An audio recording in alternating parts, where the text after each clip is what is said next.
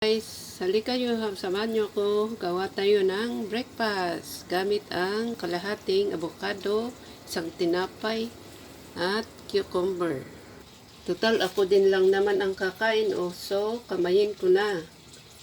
Pero itong tinapay ko, yung may sa loob, yung tuna, pero mas okay din yung walang palaman. Mas maganda yung plain.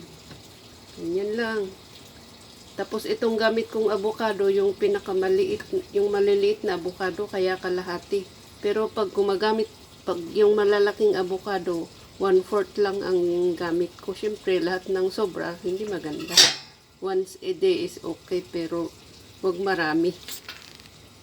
Ang maganda, pag tayo ang gagawa ng ating sandwich, slice natin ng manipis. Kasi sa labas, makakapal. Hirap nguyain. Diba? Diba? Okay yun. Yung mga may tanim na cucumber, kainin nyo. Masustansya yan. Sayang. Kahit araw-araw kumain, okay lang yun. Basta isang ganito.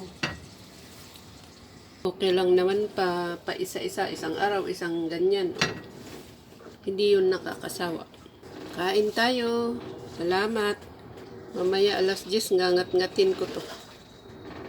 Ay kakainin pala.